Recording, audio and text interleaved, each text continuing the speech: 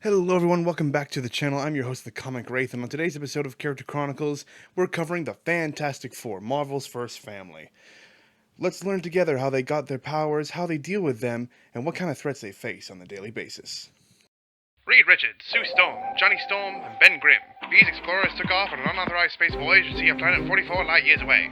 Unbeknownst, however, was a cloud of cosmic radiation that they flew through, causing the ship to crash back on Earth just outside of New York. Surviving the wreckage, the team had been mutated by the radiation and their bodies forever changed. Reed had found himself able to stretch his body to any length and shape. Sue found she was able to bend light around her body, causing her to become transparent as well as allowing her to produce force fields to protect herself and those around her. Similarly, her young brother Johnny discovered that his body could erupt into flames, enabling pyrokinesis and flight. Finally, Ben Grimm was shocked to find he had incredible strength and his body had turned to orange stone. Deciding to use these gifts, the group gave themselves new names, such as the Human Torch, the Invisible Woman, the Thing, and Mr. Fantastic. Together they are the Fantastic Four, Marvel's first family!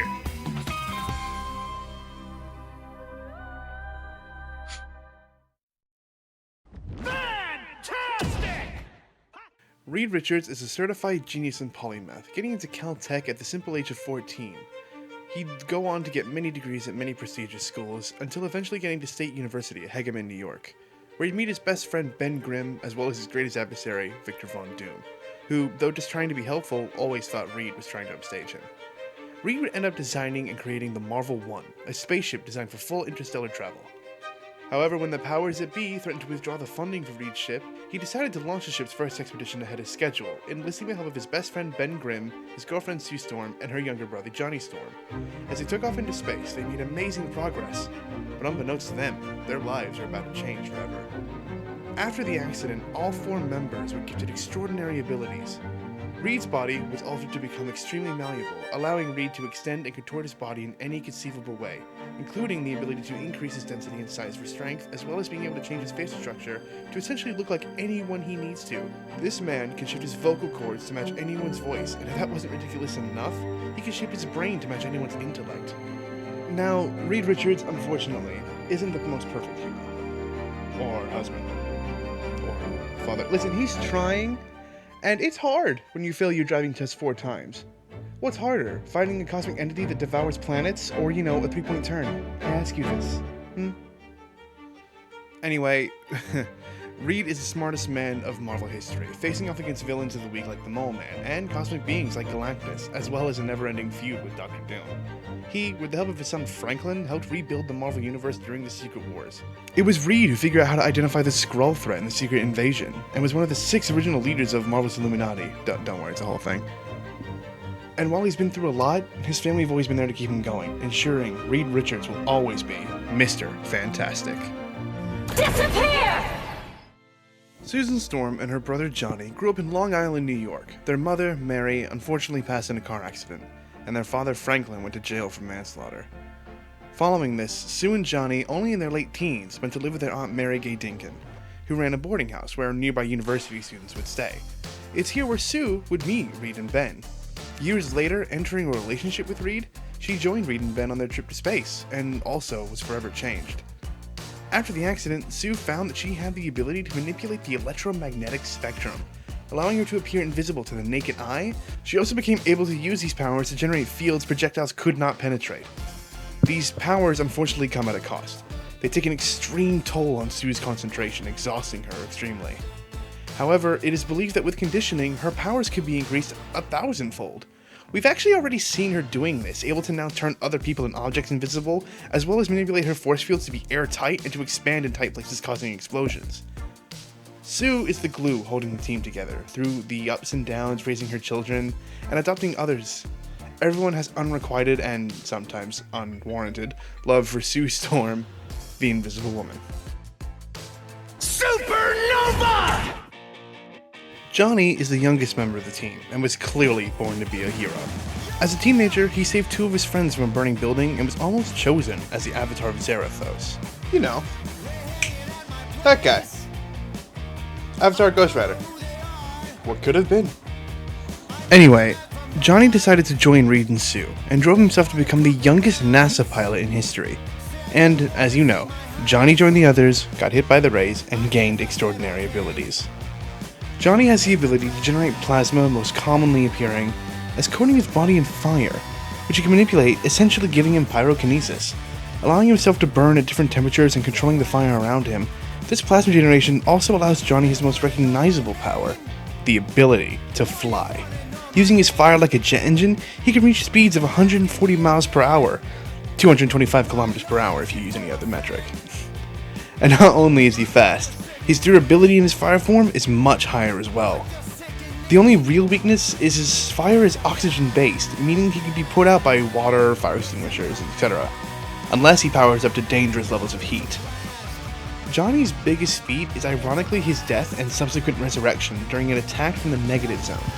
Johnny and a temporarily depowered Ben, as well as the Children of the Future Foundation, were attacked, leading to Johnny sacrificing himself to seal the portal, saving everyone else. He was killed by Annihilus for refusing to open the portal, and Johnny would die 3 more times, stopping the forces of Annihilus taking his body.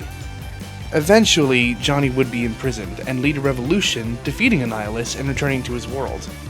Johnny is the heart of the team, loving his family and being great friends with the other heroes of NYC, particularly Spider-Man.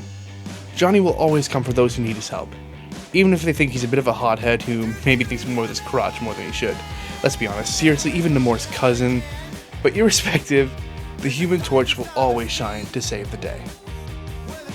It's clobbering time! Benjamin J. Grimm was born and raised in Manhattan's Yancey Street. Growing up poor, Ben turned to joining the Yancey Street Gang, eventually leading it until his parents' untimely deaths. He was then taken in by his successful uncle, and decided to turn his life around and got a scholarship to college where Ben met Reed at school, became his best friend, joined the Air Force after school, ended up piloting the Marvel 1 and gained extraordinary abilities. Unlike the others, Ben's abilities were more apparent as his whole body had been transformed into orange stone, granting him superhuman strength, durability, and a form of immortality where he only ages 1 day a year after taking a serum designed by the Children of the Future Foundation. Now, while you might think that this is a great power set to have, Ben himself didn't think so, detesting his abilities and appearance, falling into a deep depression for a time. This would become an easier burden for him to bear, as young kids weren't really scared of him like he worried they would be, and he met his beloved Alicia, who, whilst blind, loves Ben for him. Though known for being gruff and blunt, Ben is the kindest soul of the team, frequently repaying the people, even going as far as to abstain from the superhero civil war, claiming that no side cared about the people they hurt, staying in France until the conflict resolved. Ben's kind soul and sarcastic nature make him an invaluable hero to both the world of Marvel and the Fantastic Four.